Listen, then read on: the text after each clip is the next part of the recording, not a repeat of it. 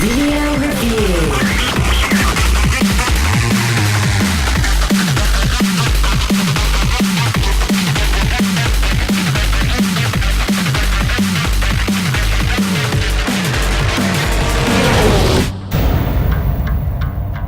More than 5 years after it was announced, Gran Turismo has finally arrived on the PSP.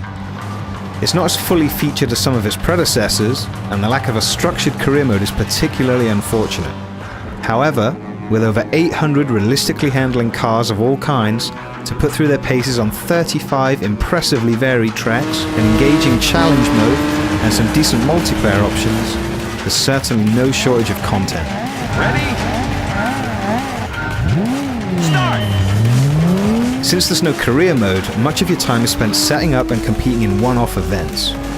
All of the tracks are available from the get-go, but you start with only one car in your collection, so job one is to earn some prize money and buy more.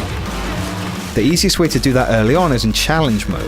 Much like the license tests in older GT games, challenges include everything from driving around a single corner to overtaking opponents while navigating treacherous bends. Traditionally, these challenges have been pretty tough, but here you can earn bronze trophies quite easily. It's only the golds that you really need to worry about. With some money in the bank, you can start adding to your car collection.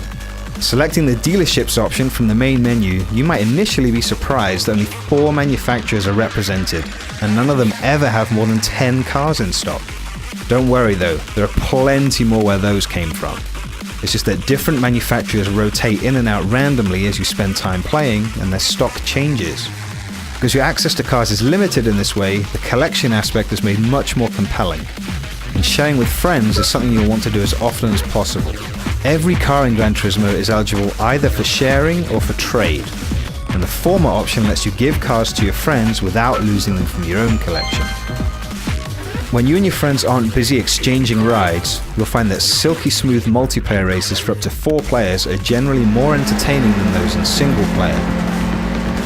AI drivers, who can be used to make the numbers up in multiplayer races if you wish, don't put up much of a fight early on, but as you prove yourself on certain tracks, so you earn the right to face more competitive AI drivers on them. Gran Turismo does a good job of catering to groups of friends who have different skill levels, if they stick around for multiple races. Depending on which multiplayer mode you choose, you'll find that players who lose are subsequently given advantages in the form of head starts or superior cars. These options don't guarantee close competitive racing, but they definitely increase the odds that you'll spend some time jostling for position. Races are the only option available to you in multiplayer, but when playing solo, you can also choose time trials or drifting events. Here, you earn points for performing drifts in track sections that are marked with flags. It's a lot of fun, and since every point you earn is doubled and turned into money at the end of the event, it can be a good way to make some quick bucks.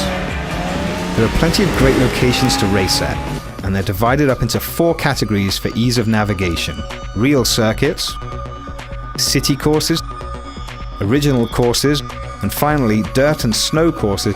These tracks offer plenty of variety both visually and in the challenges that they pose. If you're struggling to win races, you might be able to improve your times by tuning your car's performance. Unlike previous games in which you could purchase upgrades for your cars, here you just get a maximum of 8 variables to tinker with. Changes have a noticeable effect when you take your ride back out on the track, but it's worth mentioning that for some reason, only up to 30 cars that you've designated as favorites can be tuned this way. Car models are sharp and nicely detailed, both when you view them in your garage and when you take them out to race. The tracks and the surroundings are also impressive, and while they don't always hold up to close scrutiny, they're generally whizzing by quickly enough that you won't notice. While it lacks a number of the features that the series was built on, Gran Turismo still has a lot to offer for anyone who's ever had a poster of a car up on their wall or dreamed of taking a supercar for a test drive.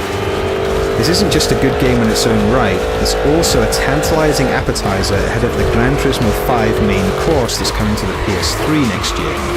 Cars that you collect in this game can be transferred to your GT5 profile when the time comes, and that alone makes this a game that you're going to want to spend a lot of time with.